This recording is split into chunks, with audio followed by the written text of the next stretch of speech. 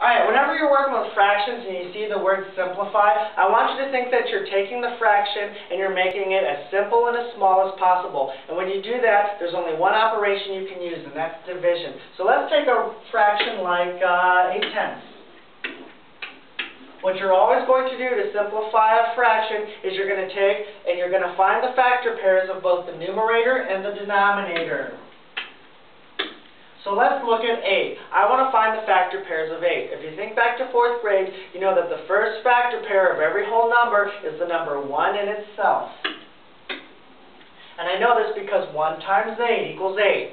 I also know that 2 times 4 equals 8. And there are no other factor pairs for 8. Let's do the same thing for the denominator, 10. I know that the first factor pair is 1 times 10. I also know that 2 times 5 equals 10.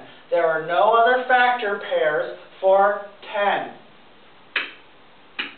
Now, I'm going to look at the factor pairs that I just found for both numbers, and I'm going to circle all of the ones that they have in common. They have the number 1 in common, and they have the number 2 in common. And that's the only numbers that they have in common. I want to take the largest number that they have in common, which is 2.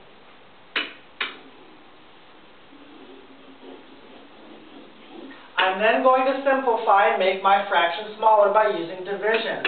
I'm going to take that number 2, and that's going to be my new numerator and my new denominator. Just like with equivalent fractions, I'm going to take my numerator and my numerator to get my new numerator. I'm going to take my denominator 10 divided by 2, and I'm going to get 5. Remember, this is division, so you have to remember and think division. You're making your fraction smaller. I just found that if I take 8/10 and simplify it, it equals 4/5.